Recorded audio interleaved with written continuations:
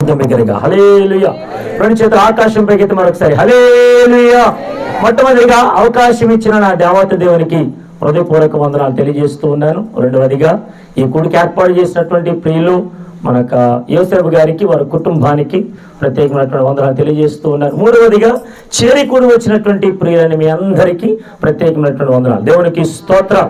ముందుగానే చక్కటి వాక్య సందేశాన్ని అందించినటువంటి ప్రియులు దైవజనులు జాన్ వెస్లీ గారికి ప్రత్యేకమైనటువంటి వందనాలు తెలియజేస్తున్నాను. Praise lord. ఓకే, మంచిది. కొద్ది నిమిషాలు దేవుని మాటలు మనం విందాం. పరిశుద్ధ గ్రంథంలో రాయబడిన మాట యోహాను సువార్త 1వ అధ్యాయంలో 36వ వచన భాగంలో రాయబడిన మాట, అతడు నడుచుచున్న యేసు వైపు చూచి. దేవునికి స్తోత్రం. ఇక్కడ మీరు బాగా గమనించినట్లయితే యేసుక్రీస్తు ప్రభుల వారి గురించి యోహాను భక్తుడు ఎందుకు ఇంత ప్రత్యేకంగా రాసి ఉంచాడని అడిగితే, యేసుక్రీస్తు ప్రభుల వారు మాత్రమే పాపములు మోయగలిగినటువంటి వాడు అని. దేవునికి స్తోత్రం. నన్ను మాట అడిగినవండి, కుటుంబంలో తండ్రిని మాత్రమే యజమానుడని ఎందుకంటారు?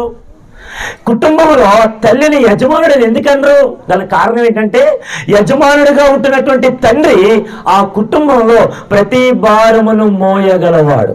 నమ్మిన వారి స్తోత్రాలు చెబుతాను. హల్లెలూయా. ఈ రోజున మోసేవాడు కావాలి. ఏం మోయాలి?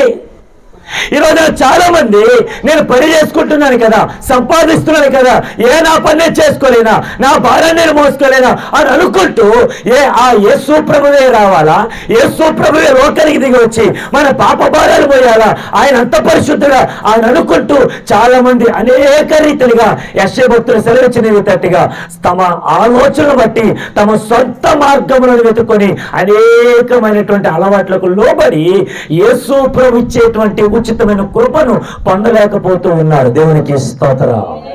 హల్లెలూయా. ఈ రోజున ఈ కూడికి ఏర్పాటు చేయడానికి ప్రాముఖ్యమైన ఉద్దేశం ఏంటంటే, యేసుక్రీస్తు ప్రభుల వారి శిలువలో చేసినటువంటి ఆ త్యాగం వృధా కాదు, అది మనందరి కొరకే అని మరలా గుర్తు చేసేటువంటి ఈ సువార్త సభ. దేవునికి స్తోత్రం. ఈ రోజున శిలువ ధ్యాన కూడికలు ప్రతి సంఘంలో జరుగుతున్నాయి. నేను అంటాను, ప్రతి సంఘంలో జరిగేటువంటి శిలువ ధ్యాన కూడికలో యేసు ప్రభుల వారు చేసినటువంటి ఆ త్యాగమును గుర్తు చేసుకున్నటువంటి సంఘ విశ్వాసులుగా అందరూ ఎదుగుదురుగా. ఆమేన్. హల్లెలూయా. తండ్రి ఎందుకు కష్టపడుతున్నాడు, ఎందుకు చెమటూరుస్తున్నాడు, ఎందుకు ఉదయాన్నే లేచి అన్ని పనులు ముగించుకొని ఎక్కడికో వెళ్ళిపోయి చాలా కష్టపడి మరలా ఇంటికి ఎందుకు తిరిగి వస్తున్నాడు? కాళ్ళు నొప్పులని చెప్పకుండా, ఒళ్ళు నొప్పులని చెప్పకుండా, ఏ భారము కూడా అయ్యో నేను మోయలేకపోతున్నాను అని ఒక్క మాట కూడా చెప్పకుండా అన్ని భారాలు మోయడానికి గల కారణం ఏంటి తెలుసా? తన కుటుంబీకుల భారము ఆయన మోయడానికి గల ముఖ్య ఉద్దేశం ఏంటంటే, నేను ఇంటికి యజమానుడు. దేవునికి స్తోత్రం. హల్లెలూయా. ప్రియ దేవుని బిడ్డలారా, యేసుక్రీస్తు ప్రభువు వారు కూడా ఈ లోకానికి వచ్చినటువంటి ప్రాముఖ్యమైన ఉద్దేశం తండ్రి చిత్తాన్ని నెరవేర్చడానికి వచ్చాడు. దేవునికి స్తోత్రం. ఈరోజు నేను అంటాను, ఇంటిలో ఒక భార్యగా నీ భర్తకు నువ్వు లోబడుతున్నావా? ఒక భార్యగా నీ భర్తను నువ్వు ప్రేమించగలుగుతున్నావా? ఒక భార్యగా నీ భర్తను అందరి ఎడల ఒక గొప్పవాడిగా చూపించగలుగుతున్నావా? ఇదే మాట భర్తను పురుషులు అడుగుతున్నాను. ఒక భార్యగా నీకు దేవుడు ఇచ్చినటువంటి ఒక స్త్రీని నువ్వు ప్రేమించగలుగుతున్నావా? ఈ రోజున చాలా మంది ఆడవాళ్ళు చేసేటువంటి పని పురుషులు కూడా చేయలేరు అంటారు. నేను అంటాను, పురుషుడు ఏ పనైనా చేయగలడు, కానీ స్త్రీలు అన్ని పనులు కూడా చేసి ఇంటి భారాన్ని మోస్తూ, పిల్లల భారాన్ని మోస్తూ, ఇంటి పని అంటే అనేకమైనటువంటి పనులు చక్కదిద్దుకొని ఇంటికి రాగానే ఆ భర్తను కూడా ప్రేమగా చూసుకునేటువంటి ఒక గొప్ప వరాన్ని ప్రభు స్త్రీలకు ఇచ్చాడు. దేవునికి స్తోత్రం. అందుకని మొన్న ఆదివారం జరిగింది హ్యాపీ ఉమెన్స్ డే. దేవునికి స్తోత్రం. చెప్పండి హల్లెలూయా. హ్యాపీ ఉమెన్స్ డే జరిగిందమ్మా, అందరూ చెప్పుకున్నారా? దేవునికి స్తోత్రం. కానీ గమనించండి, happy women's day, happy women's day, happy అన్ని హ్యాపీయే. శ్రమ పడకుండా, కష్టపడకుండా ఏది ఉచితంగా రాదు. దేవునికి స్తోత్రం. యేసు ప్రభుల వారి యొక్క కృప మన పట్ల ఇంత అపరిమితంగా ఉండడానికి గల కారణం ఏంటంటే, మనము చేసినటువంటి పాపములు, మనం చేసినటువంటి దోషములు, మనం చేసినటువంటి అపరాధములు, వీటన్నిటినీ ఆయన మోసాడు. రండి వాక్య సందేశంలో చూద్దాం. చూడండి, ఒక 3 విషయాలు క్లుప్తంగా నేను త్వరగా ముగిస్తాను. యోహాను సువార్త 1వ అధ్యాయము 29వ వచన భాగం. మరునాడు యోహాను యేసు తన యొద్దకు రాగా చూచి ఇదిగో లోక పాపమును మోసుకొని పోవు దేవుని గొర్రె పిల్ల. ఇక్కడ 3 విషయాలు ఉన్నాయి. ఇక్కడ యేసు ప్రభు రావడాన్ని చూశాడు. నన్ను మాట్లాడినవండి, ఎవరైనా ఇప్పుడు మనం మధ్యకు వస్తున్నాం అనుకోండి, అతని గురించి ఏమైనా చెప్పాలంటే ఏం చెప్తాం మనం? ఒరే పలానా గొప్పవాడురా, పలానా ధనవంతుడురా, సమృద్ధి కలిగినటువంటి వాడురా, తన ఇంటి వాడిని ఎంతో బాగా ప్రేమించినటువంటి వాడురా, ఇటువంటి మహానుభావుడు ఎవరు లేడురా అని అనేక రీతిలుగా గొప్పలు చెబుతాం. చెప్పమా? స్తోత్రం. చెప్పమా? అన్నీ చెప్తాం. లోపల ఒక సామెత ఉంది, పేరు గొప్ప. Very good. పేరు గొప్ప. ఈరోజు నా యేసు గొప్పవాడు. దేవునికి స్తోత్రం.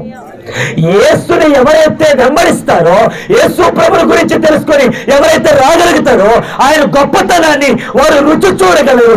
రుచి చూసి అనేక మందికి చెప్పగలరు. దేవునికి స్తోత్రం. ఇక్కడ అంటున్నాడు యేసు ప్రభు గురించి. ఆయన రాగానే తన నోటు నుండి వెలువడిన ఒక మాట ఏంటంటే, ఇదిగో లోక పాపమును. ఒక మంచి కవి ఈ రీతిగా అన్నాడు. ఏమన్నా తెలుసా? లోకం అంటే మట్టి కాదోయ్, మీరు నాకు అందించాలి. లోకం అంటే మట్టి కాదోయ్, లోకం అంటే మనుషులోయ్. దేశమును ప్రేమించుమన్నా, మంచి అన్నది చేయమన్నా. ఈ రోజున మంచి ఎక్కడైనా ఉందా? ఎక్కడ కూడా కాన రావట్లా. దేవునికి స్తోత్రం. అందుకే ఇంతక్కడ పాడిపాడా, చాలా మంచోడు, చాలా చాలా మంచోడు, నేను నమ్మిన నా యేసుడు, చాలా గొప్పోడు, చాలా చాలా గొప్పోడు, నాకు దొరికిన నా యేసు గొప్పవాడు. ఆయన ఒక్కడే మంచివాడు. ఈ లోకల్ ఎక్కడ ఏ మంచి లేదు. అందుకని అంటాడు, ఈ మంచితనాన్ని తెలిసినటువంటి, ఆ మంచితనాన్ని గుర్తెరిగినటువంటి ఈ యోహాను భక్తుడు యేసు ప్రభు రొమ్మున ఆనుకున్నవాడు. యేసు ప్రభు మనసేంటో, యేసు ప్రభు ఆలోచన ఏంటో, యేసు ప్రభు తపనేంటో, యేసు ప్రభుకు ఊహేంటో అన్ని కూడా ఎరిగి ఈయన లోక పాపమును. ఎవరి పాపం తెలుసా? మన లోకంలో జీవిస్తున్న గనక లోకంలో ఎంతమంది అయితే మనుషులు ఉన్నారు, కొన్ని కోట్ల మంది ప్రజలు ఉన్నారు, అందరూ కూడా త్రోవ తప్పి తిరుగుతున్నారు. దేవునికి స్తోత్రం. మన ఇంటిలో పాపో బాబో మాట వెనక త్రోవ తప్పి తిరుగుతా ఉంటే ఏమంటావు? నా కడుపున చెడబుట్టిందిరా, చెడబుట్టారా, తిరిగిపోతుగా, త్రాగుపోతుగా, చెడిపోయారా అంటారు. నీకు పుట్టినటువంటి ఒక కొడుకునే నువ్వు మార్చలేకపోయావే. నీ కడుపున పుట్టినటువంటి 9 మాసాలు మోసి కనిపించిన నీ కూతురునే నువ్వు మార్చలేకపోయావే. ప్రపంచాన్ని మార్చడానికి నజరేయుడైన యేసు ఈ లోకానికి వచ్చాడు. దేవునికి స్తోత్రం. ఆయన లోక పాపమని ఆయన ఏం చేశాడు తెలుసా? ఆ పాప భారం అంతా కూడా ఆయన తొలగించడానికి వచ్చాడు. దేవునికి స్తోత్రం. యెషయా గ్రంథం 65వ అధ్యాయము 2వ వచనంలో, తమ ఆలోచనలు అనుసరించి చెడు మార్గంలో నడుచుకొనుచు లోబడ నొల్లని ప్రజల వైపు దినమంతయు చేతులు చాపుతాడంట. Still my Christ is waiting for you. ఆ క్రీస్తు నీ కొరకు ఎదురు చూస్తున్నాడు. రా, ఆ ప్రేమ రుచి ఏంటో తెలుసుకో. చిన్నపిల్లలు చూడండి, అన్నం తినిపించేటప్పుడు, అమ్మా మాంసం కూరమ్మా తినరా, చాలా రుచిగా ఉంటుందండి. వద్దు మమ్మీ, నేను ఇది తినలేకపోతున్నాను, నవ్వలేకపోతున్నాను, నాకు వద్దు మమ్మీ, బాగాలేదు మమ్మీ అని ఎంత మాత్రం పిల్లలు వారించినా, ఒకవేళ వద్దని చెప్పినా అమ్మ మాత్రం చాలా రుచి, చూడు నేను తింటున్నాను చూడు అని చెప్పి ఆ రుచి చూసి అప్పుడు పిల్లలు కూడా భలే ఉంది మమ్మీ, డాడీ భలే ఉంది డాడీ. ఎప్పుడంటే తెలుసా? ముందు రుచి తల్లిదండ్రులకి తెలియాలి. నేనంటాను, యేసు ప్రభు గురించి రుచి ఏంటో తెలుసుకో. నీ పిల్లలు, నీ కుటుంబం మారిపోతాడు. యేసు ప్రభు గొప్పతనం ఏంటో తెలుసుకో. ఆయన అనేకమైనటువంటి చోట్లకి వెళ్ళినప్పుడు ఆయన 3.5 సంవత్సరాలు పరిచర్య చేశారు. ఈ 3.5 సంవత్సరాల్లో ఆ పరిచర్యలో అనేకమైనటువంటి కష్టాలతో, ఇరుకులతో, ఇబ్బందులతో, అనేకమైనటువంటి బాధలతో వారు చనిపోతున్నటువంటి సందర్భాల్లో మరణానికి సమీపముగా ఉన్నప్పుడు నా యేసు ప్రభు వారిని పిలిచి, వారిని ముట్టి, వారు స్వస్థపరిచి, వారు లేవనెత్తి, వారు బ్రతినిచ్చి అనేకమైనటువంటి వారందరూ కూడా, రే ఈసారి నుంచి అయినా సరే విశ్వాసంతో బ్రతకండి. ఆమేన్ చెప్పండి. హల్లెలూయా, హల్లెలూయా. మరి ఈ రోజున లోక పాపమును ఆయన భరించగలిగినటువంటి యేసు ప్రభుని లోకమంతా కూడా తెలుసుకున్న తర్వాత ఎందుకు ఆయన దగ్గరికి రాలేకపోతున్నారు? 1 కొరింథీ పత్రిక 4:4 దేవుని స్వరూపమైన క్రీస్తు మహిమను కనుపొచ్చు సువార్త ప్రకాశము వారికి ప్రకాశింపకుండా నిమిత్తము ఈ యుగ సంబంధమైన దేవత అవిశ్వాసమైన మనోనేత్రములకు గుడ్డితనము కలగజేసింది. దేవునికి స్తోత్రం. ఈ యుగ సంబంధమైన దేవత అంటే అర్థం ఏంటంటే లోకం. ఈ లోకం మళ్ళీ ఏం చేస్తుంది? ఆకర్షిస్తుంది. దేవునికి స్తోత్రం. ఆకర్షణకు లోనైపోయిన వాడు ఎట్టి పరిస్థితుల్లోనే సరే సత్యాన్ని చెప్పిన వాడు వినడు, లోబడ్డు, అంగీకరించడు, ఒప్పుకోడు. ఉంటాడా? దేవునికి స్తోత్రం. గట్టిగా హల్లెలూయా. కొంతమంది చూడండి, చాలా మంది త్రాగుబోతులుకోండి, వాడు భార్య మీద కొట్టేసి, అమ్మాయి ఇదే లాస్ట్ రోజు, ఇంకెప్పుడు తాగని అన్నవాళ్ళు తర్వాత కొంచెం అలా మార్గం కూడా వెళ్ళేటప్పుడు ఆ షాప్ కనబడింది అనుకోండి, వెంటనే పిలుస్తూ ఉంటుంది, రా. వెళ్తారా? మాట్లాడేటి వెళ్ళరా? దేవునికి స్తోత్రం. చెప్పండి హల్లెలూయా. రా. ఈయన అంటాడు, లేదు లేదు ఒట్టేసాను నేను, మా ఆవిడ గారికి మాట ఇచ్చాను, నేను తాగను, పర్లేదే, ఎప్పుడు వేసే ఒట్టే కదా, మళ్ళీ ఇంకోసారి ఎదిగిన ఒట్టు. ఓకే, మంచి మాట పాడు చెప్పు. మనం తాగకపోయినా మన దోస్తులు మనల్ని ఎంకరేజ్మెంట్ చేస్తారు, ఇప్పుడు మానేసేటరా పర్లే, నువ్వు వద్దా, నువ్వు నీ డబ్బులు తీయద్దు, దాసే లోపల నేను తెస్తా. యేసు ప్రభుల వారి శిలువలో రక్తం కారిస్తే, యేసు ప్రభు నీ కోసం భారం మోపితే, యేసుక్రీస్తు ప్రభు నీ కోసం ఆయన అంతగా బలహీనం అయిపోతే, వాళ్ళు ఎవరో పిలిచారని యేసు ప్రభు మాటను ధిక్కరించి, సన్నిధి ధిక్కరించి, మందిరాన్ని విడిచిపెట్టి, కుటుంబాన్ని విడిచిపెట్టి సంపాదించినంత సారాకి, కష్టపడినంత కళ్ళుకి పెట్టట్లా, కుటుంబాలు పాడైపోట్లా. కుటుంబాన్ని కట్టడండి యేసయ్య, బ్రతుకును మార్చాడండి యేసయ్య. లోక పాపమును ఆయన భరించాడు.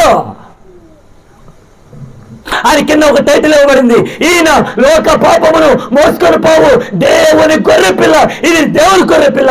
దేవుని మాట ఎవరైతే తింటారో అన్ని సమస్యలు ఎదురైనా తట్టుకొని నిలబడి మెల్లిగా వెళ్ళిపోతూ ఉంటాడు గొర్రె పిల్లలాగా. మీరు ఎప్పుడైనా గమనించండి, కొన్ని కాపర్లు ఉంటారు, కొంతమంది గేదెలు ఉన్నాయనుకోండి, గేదెలు కాపర్ ఎక్కడ ఉంటాడు?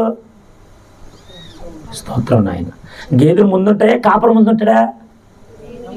గేదెలు ముందుంటాయి, కాపరే. మేకలు చూసుకుని, మేకలు ఎక్కడ ఉంటాయి? ముందుంటాయి, కాపరే. ఎద్దులు, నేను యాక్షన్ చేస్తున్నాను, మీరు కూడా చేయొచ్చు. ఎద్దులు కాపరి. మిగతా ఏదైనా చూసుకోండి, గొర్రెల కాపరి మాత్రమే. గొర్రెలు ఈయన ఎలా నడితే అలాగే వెళ్తాయి. ఆమె చెప్పండి గట్టిగా హల్లెలూయా. ఈ కూడికి ఏర్పాటు చేసుకున్న మా పిల్ల యోసేపు గారికి అంతకుముందు ఒక మేకపిల్ల, గొర్రెపిల్ల సంథింగ్ ఏదో ఉంటే మేము ప్రార్థన చేయడానికి వచ్చినప్పుడు అడిగి మామూలుగా వరుసగా, అయ్యారు మాకు కూడా గొర్రెపిల్ల కావాలంటే కొంచెం చూడండి అంటే, ఓకే పాస్టర్ గారు అన్నారు. దేవునికి స్తోత్రం. ఆ తదుపరి మరి ఒక నెల, ఒక 2 వారాలు గడిచిన తర్వాత మరి ఏమైంది అంటే, అది చచ్చిపోయింది. దేవునికి స్తోత్రం.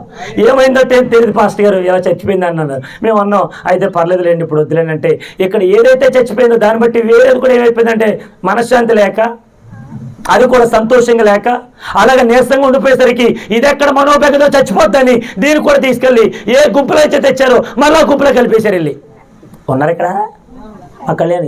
దేవునికి స్తోత్రం. గట్టిగా హల్లెలూయా. నేను ఎందుకు ఈ మాట చెప్తానంటే, గొర్రెలు ఎప్పుడైతే కాపరి ముందు పడుతున్నప్పుడు కాపరి అనుసరించబడతాయి. అందుకని యేసు ప్రభుల వారికి దేవుని గొర్రె పిల్ల. ఈ గొర్రె అటు ఇటు చెదిరిపోయేది కాదు. ఇందాక జాన్ వెస్లీ గారు ఒక మంచి మాట చెప్పారు. యేసు ప్రభు గొర్రెలకు మంచి కాపరి. మంచి కాపరి తన గొర్రెలకు ఏం పెడతాడు? గొర్రెలు ఎత్తుకుపోడు.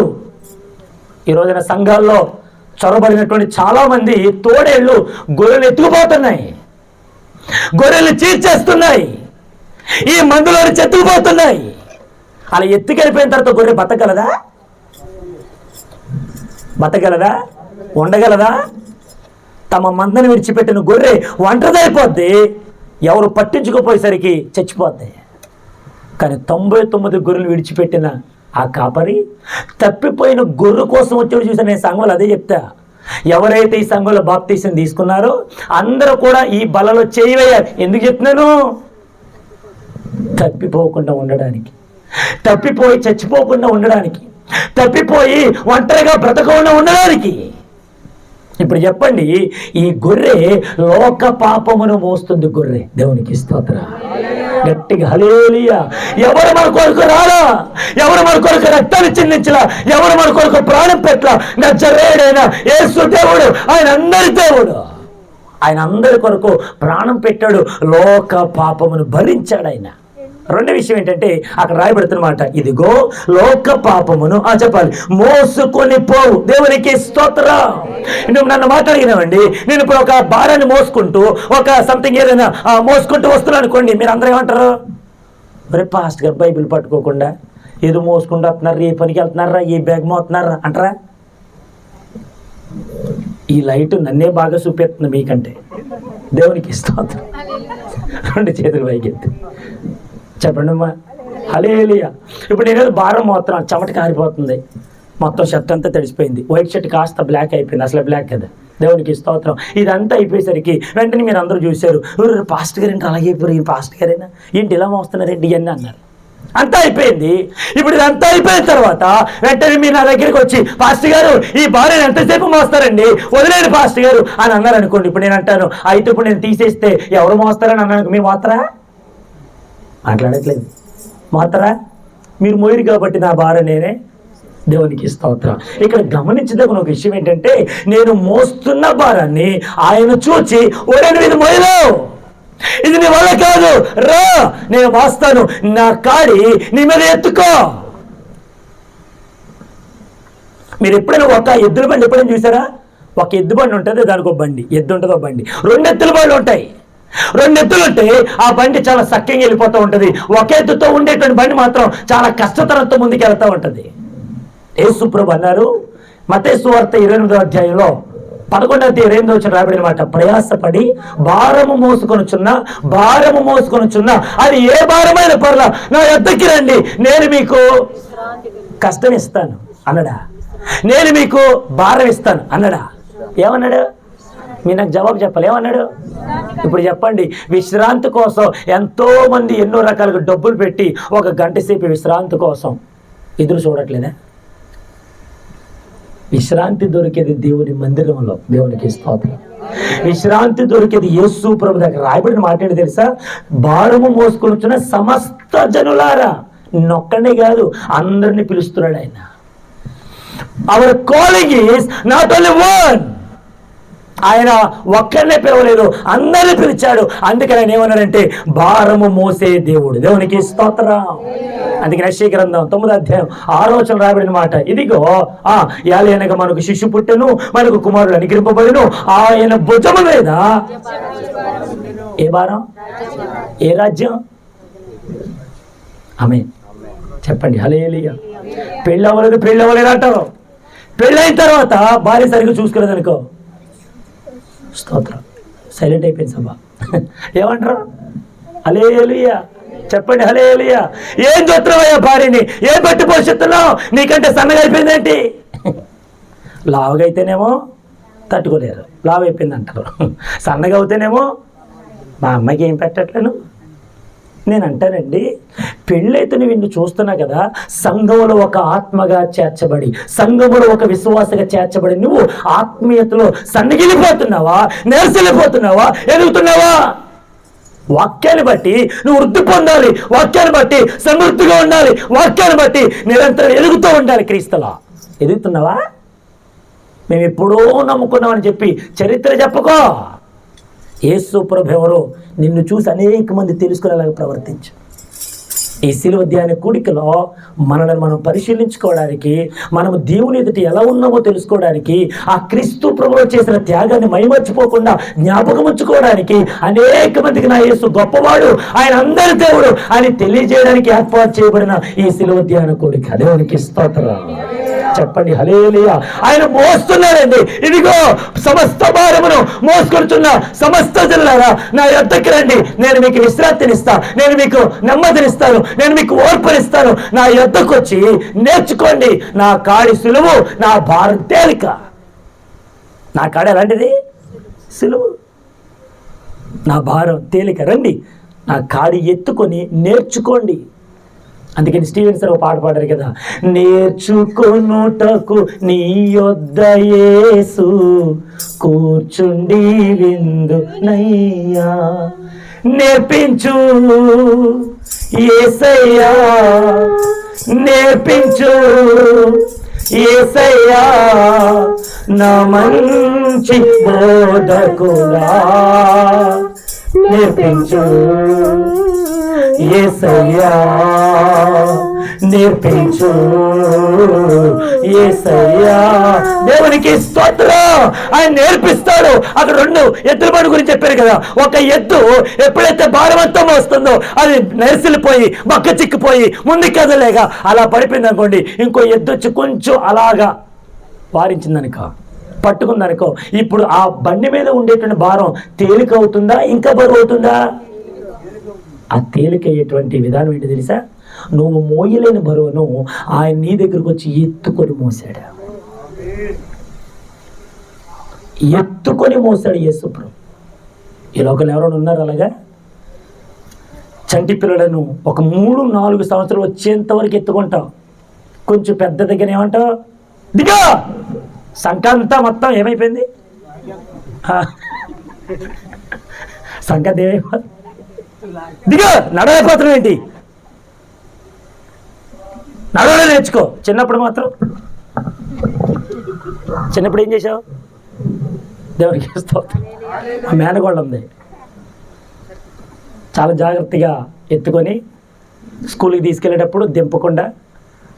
మాకుండేటువంటి టీచర్స్ అందరూ అన్నారు, అయ్యి బాబోయ్ మా ఎంత బాగా చూసేసుకుంటున్నాడో, కింద కూడా కాలు పెట్టట్లేదు అన్నారు. ఇప్పుడు కింద పెట్టినాడు ఇతను. దేవునికి స్తోత్రం. చెప్పండి హలే. నేను అంటాను, కొంచెం సంవత్సరాలు రాగానే మోయలేకపోతున్నావే, మరి ఇన్ని కోట్ల జనాభా పాపమును మోసాడండి ఆయన.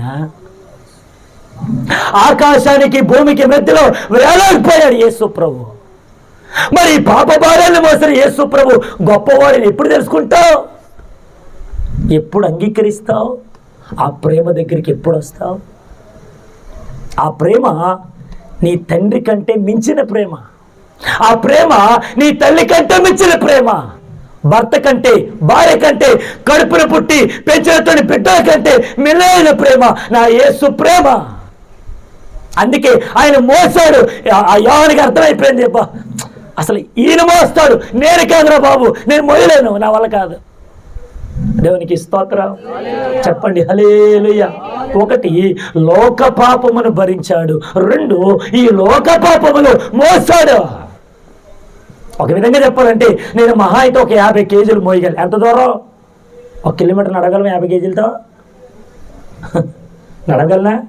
నా వల్ల కాదు. కొంచెం దూరం వెళ్ళేసరికి మొత్తం అలిసిపోయి అబ్బా నడులాగేస్తుందండి, అబ్బా అది. మరి యేసు ప్రభు ఇన్ని కోట్ల మంది జనాభా ఆ పాప భారాన్ని మోసాడంటే మరి ఆయన నొప్పిని భరించలేదా? ఆయన శిలువ మరణం పొందలేదా? ఆయన దేవుడు కాదా? ఆయన తప్ప వేరే దేవుడు ఎవరైనా మన కొరకు ప్రాణం పెట్టిన వాడు ఉన్నారా? దేవునికి స్తోత్రం. తెలుసుకోండి. ఇది 2 విషయం. 3 విషయం కలిగి నేను ముగిస్తున్న సమయం అయిపోయింది. చదవండి యోహాను సువార్త 1వ అధ్యాయం చదవండి సార్. ఎబ్రీ పత్రిక 9:28. The book of Hebrews chapter number 9 verse 28. స్తోత్రం. ధర్మశాస్త్రము బలహీనత గల మనుష్యులను యాజకులను గాను నియమించను గాని ధర్మశాస్త్రముల తర్వాత వచ్చిన ప్రమాణపూర్వకమైన వాక్యము 9:28. అలాగుననే క్రీస్తు కూడా అనేక పాపములను భరించుటకు ఒక్కసారి అర్పింపబడి తన కొరకు కనిపెట్టుకుని వారి రక్షణ నిమిత్తము పాపము లేకుండా 2వసారి ప్రత్యక్షమగును. దేవునికి స్తోత్రం. ఆయన మొదటిసారి గొర్రె పిల్లగా వచ్చాడు, మన పాపాలు భరించాడు, మోసాడు. ఆమేన్ చెప్పండి ఆమేన్. ఇప్పుడు 2వసారి పాపము లేకుండా వస్తున్నాడు. మన పాపములు మోయడానికి కాదు, మన తాట తీయడానికి. దేవునికి స్తోత్రం. చెప్పండి హల్లెలూయా. చిన్నపిల్లలు తప్పు చేస్తావు, ఒక దెబ్బ కొడతావు, తిడతావు, నేర్చుకో అంటావు. కొంచెం పెద్ద దిగిన తర్వాత కూడా ఇంకా తప్పు చేసావు, ఏం చేస్తావు? తాట తీయవా? అమ్మా మౌనిక గారు, మీ పాప కొంచెం చిన్న పొరపాటు ఏం చేస్తారు? ఒకటేసి జాగ్రత్త చెప్పి ఊరుకోమని చెప్పి ఇంకోసారి అలా చేయొద్దని చెప్పి ఎట్లయితే చెప్తారో, ఒక తల్లి తండ్రి తన పిల్లలకు చెప్పినట్లుగా, వారించినట్లుగా, వారికి ఎంతో బోధించినట్లుగా, ఇదిగో ఆయన ఒక్కసారే అనేక మంది కొరకు అర్పింపబడ్డాడు, పాపములు మోస్తాడు. ఇప్పుడు అదే యేసు 2వసారి ప్రత్యక్షమవుతున్నాడు.